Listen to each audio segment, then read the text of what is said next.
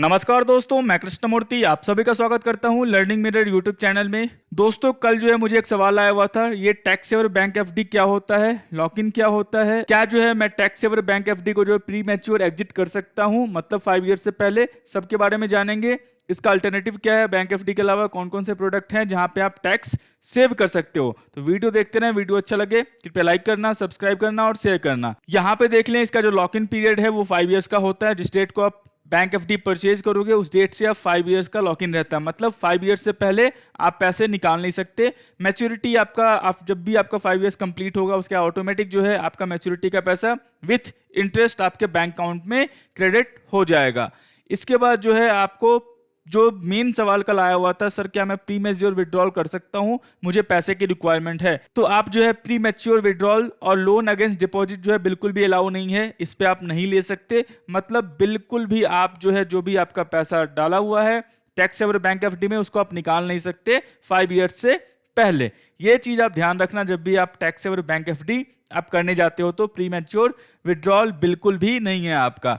इसके बाद जो है आपका एटीसी बेनिफिट मिलता है आपको, अप टू 1.5 लाख रुपीज का जो है आपको बेनिफिट मिलेगा। मतलब आपका टैक्स स्लैब ज्यादा है, टैक्स स्लैब आपका इनकम ज्यादा है, तो आप जो है टैक्स सेवर बैंक एफडी अगर आप बहुत ही कंजर्वेटिव इन्वेस्टर हो तो आप जो है कर सकते हो। 5 ईयर्स का लॉक इन होता है। लेकिन यहाँ पे जो भी आपको इंटरेस्ट आएगा, जो भी इंटरेस्ट आपको प्रॉमिस किया गया 5 ईयर्स के लिए, जो भी आपका इंटरेस्ट आएगा वो इंटरेस्ट आपका टैक्सेबल है। Interest received is considered as income from other source, तो जो भी आपका इनकम आएगा वो आपका टैक्सेबल है। तो ये भी चीज, जो भी इंटरेस्ट आपका आने वाला है वो आपका टैक्सेबल है। ये चीज जो है आप ध्यान देख लेना। इसके बाद जो है टीडीएस डिडक्टेड आपका जो, अगर आपका नॉर्मल हो, जनरल पब्लिक हो तो 40,000 से एबव है आपका, तो 10% टीडीएस उसमें डेबिट होगा। वो आपको आईटीआर फाइल करने वक्त दिखाना होगा, वो आपको रिटर्न मांग सकते हो वहाँ पे। और सीनियर सिटीजन है तो 50,000 से ऊपर का और उनका इंटरेस्ट आता है तो उनका भी जो है टीडीएस 10% के हिसाब से जो है डिडक्ट होने वाला है। ये भी चीज आप समझ गए।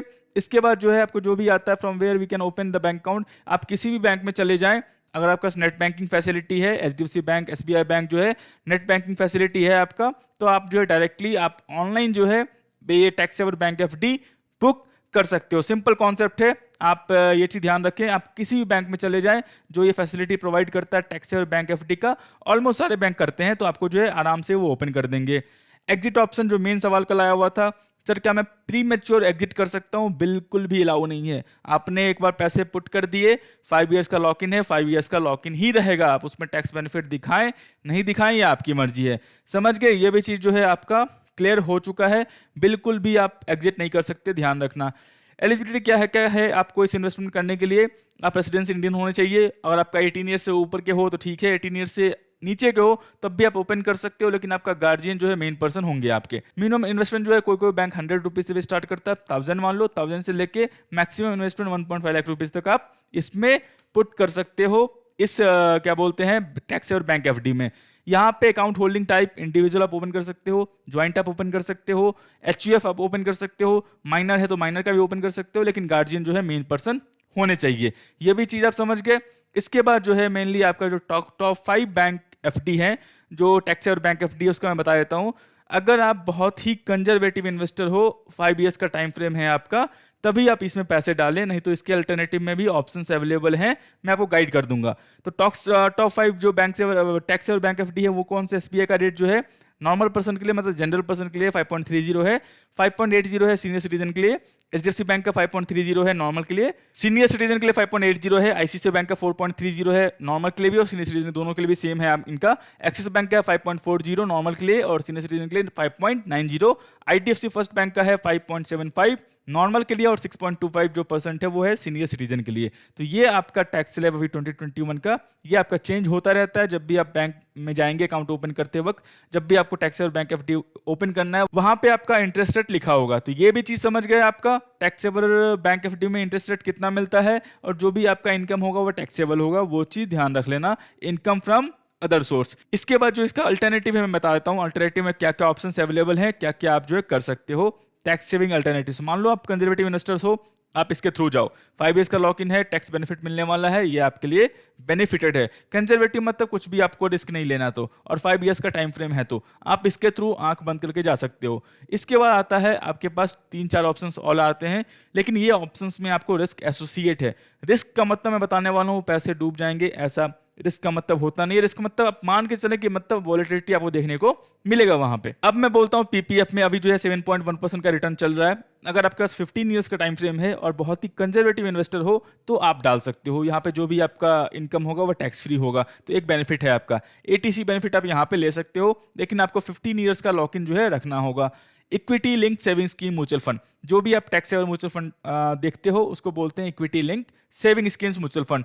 ये जो आपका रिटर्न है वो मार्केट पे है। मार्केट ऊपर है तो रिटर्न अच्छा मिलेगा, मार्केट साइडवेज में है तो रिटर्न कुछ नहीं मिलेगा, मार्केट नीचे है तो रिटर्न आपको डाउनफॉल में मिलेगा। 3 ईयर्स का लॉक इन होता है। अगर आप मार्केट की समझ है आपको, आप रिटर्न देख के मत आए, मार्केट की समझ है आपको, वोलेटिलिटी आप देख सकते हैं, तब जो है ईएलएसएस म्यूचुअल फंड में आप डाल सकते हैं। सर मान लो मैंने 1.5 लाख रुपीज पुट किया, मैं 30% टैक्स ब्रैकेट में हूँ, 45,000 का मैंने टैक्स बेनिफिट ले लिया, लेकिन 3 ईयर्स के बाद मार्केट डाउन है, मेरा इन्वेस्टमेंट दिख रहा है 75,000, 50% लॉस दिख रहा है, तो क्या मुझे निकालना है? नहीं, आप 3 ईयर्स और 2 ईयर्स वेट कर लो, मार्केट जब भी ऊपर जाएगा तब आप निकाल लेना। तो ये जो है एक फैसिलिटी है। मार्केट नीचे है तो इसका मतलब ये नहीं हुआ पैसे डूब गए आपके, उसको बोलते हैं कोटेशनल लॉस। अभी नीचे है, मार्केट ऊपर जाएगा, फिर से जो है वो ऊपर आपको प्रॉफिट में दिखने लगेगा, तो वो टाइम फ्रेम है, वो रिस्क एपेटाइट है आपके पास, वोलेटिलिटी देख सकते हो, डाउनफॉल देख सकते हो, तभी आप equity link saving schemes mutual fund में इन्वेस्ट करना। पास्ट रिटर्न देख के इन्वेस्ट मत करना कि एक 1.5 लाख का 3 लाख हो जाएगा, ये जो है बिल्कुल भी एडवाइजेबल नहीं है। 3 ईयर्स का लॉक इन है। अगर आपको लॉक इन कम चाहिए, लॉक इन कम वाला टैक्स सेवर फंड चाहिए, तो आपको अगर वॉलेटिलिटी देख सकते हो, मार्केट के साथ कंफर्टेबल हो, तो आप ईएलएसएस म्यूचुअल फंड में आप डाल सकते हो। एनपीएस क्या होता है? Retirement planning. टायर 1 में बेनिफिट मिलने वाला है, टायर 2 में कोई बेनिफिट नहीं मिलने वाला। टायर 1 में जो है आप जो है 60 ईयर्स के लिए आप पैसे डाल सकते हो। टायर 2 जो है अभी सिर्फ गवर्नमेंट एम्प्लॉय के लिए शुरू हुआ है, ईएलएसएस वहाँ भी है आपका। टायर 2 का जो है 3 ईयर्स का लॉक इन वाला है, लेकिन वो शायद गवर्नमेंट एम्प्लॉय के लिए हुआ है, वो जनरल पब्लिक के लिए स्टार्ट नहीं हुआ है। जब भी होगा वहाँ भी आप डाल सकते हो। तो ईएलएसएस म्यूचुअल फंड और टायर 2 का जो भी है सेम ही है आपका, समझ गए? लेकिन वहाँ पे एक बेनिफिट मिलेगा कि आप जो है डेट में डाल सकते हो, उसका मैं आपको अलग से वीडियो बना दूंगा। तो एनपीएस में ये समझिए आप, टायर 1 में आपको बेनिफिट मिलने वाला है एटीसी का 1.5 लाख रुपीज प्लस 50,000 रुपीज एटीसीसीडी 1 बी का, तो अप टू 2 लाख रुपीज जो है आप यहाँ पे सेव कर सकते हो एनपीएस में। लेकिन उस 2 लाख रुपीज का lock in up to 60 years जो भी आपका एज है तब तक रहने वाला है। तो ये भी कॉन्सेप्ट आप समझ गए। यूलिप्स में वैसे एडवाइजेबल नहीं है, लेकिन जिनको मैच्योरिटी पे टैक्स नहीं देना होता, लेकिन आप चार्जेस उतने हैं कि मान लो आपको, हाँ, और बहुत सारे यूलिप्स हैं जो भी चार्जेस बहुत कम कर दिए ऑनलाइन वाले यूलिप्स। मैं रिकमेंड नहीं करता हूं वैसे, अगर आपको लेना है, क्योंकि इसमें मैच्योरिटी अमाउंट जो होता है वो 10 डी बेनिफिट मिलता है आपको, तो वो फ्री होगा आपका। जो भी आपका मैच्योरिटी अमाउंट होता है वो फ्री होगा। ईएलएसएस में टैक्स लगेगा जो भी आपका गेन होगा। एनपीएस में फ्री है फिलहाल, लेकिन 60 ईयर्स के बाद फ्री है। यूलिप्स में जो भी आपका 5 ईयर्स का लॉक इन है, लेकिन 5 ईयर्स का जो भी मैच्योरिटी अमाउंट होगा प्रॉफिट में हो तो उस पर आपको टैक्स नहीं पे करना। एडवाइजेबल नहीं है, लेकिन आपको इन्वेस्ट करना है तो कर सकते हो। डिपेंड करता है, यूएस में ऑप्शंस अवेलेबल होते हैं, इक्विटी में करना है तो इक्विटी में करो, डेट में करना है डेट में करो, क्या बोलते हैं, और बहुत सारे ऑप्शन है। आप कंजर्वेटिव हो तो आप क्या डेट में प्लस इक्विटी में कुछ भी कर सकते हो, तो वो ऑप्शन अवेलेबल है यूलिप्स में, तो वो आप जो है चूज कर सकते हो। लेकिन वहाँ पे थोड़े बहुत चार्जेस आपको कस्टोडी का बोलते हैं, मोर्टेलिटी चार्ज, जो भी एक्स्ट्रा चार्जेस हैं वो लगने वाले हैं, तो वो कंफर्टेबल हो उस चार्ज के साथ, तो यूलिप्स आप कर सकते हो। मैच्योरिटी अमाउंट बिल्कुल फ्री है, लेकिन जो आपका रिटर्न मिलने वाला है मार्केट वाला मिलने वाला है। एनपीएस में भी जो रिटर्न मिलने वाला है वो मार्केट लिंक रहेगा, लेकिन लॉन्ग टर्म व्यू है आपका, तो रिटर्न जो है 10-12% बन जाएगा यहाँ पे। यूलिप में जो है मार्केट लिंक ही आपको रिटर्न मिलने वाला है। पोस्ट ऑफिस सेविंग स्कीम से वो वेरी करता है आप क्या चूज कर रहे हो, senior citizen saving scheme choose कर रहे हो या कुछ और चूज कर रहे हो, वहाँ पे आपका टाइम फ्रेम रहेगा 5 ईयर्स से लेके एन ईयर्स, जो भी नंबर ऑफ ईयर्स है आपका वो रहने वाला है। तो वो भी जो आप चूज करोगे वो आप एक बार जो है एक बार देख लेना। वो आपका अल्टरनेटिव टैक्स सेविंग्स जो है यहाँ पे ये रहा आपका, सारे सब कुछ बता दिया है।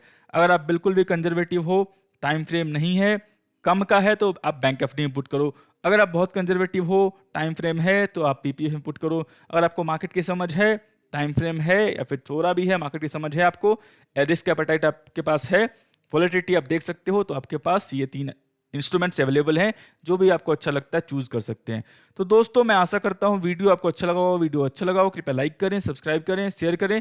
ट्रेडिंग और डीमैट अकाउंट लिंक जो वीडियो को डिस्क्रिप्शन में है, वहां पे जाकर ओपन कर सकते हो। कुछ भी सहायता होता है, मैं नाइट को 8 PM लाइव आता हूँ, वहां पे आके पूछ लेना। सारे social media site Telegram, Instagram, Facebook, Twitter, जहां भी आपको लर्निंग मेरे दिखे ज्वाइन कर लो। तब तक के लिए दोस्तों धन्यवाद।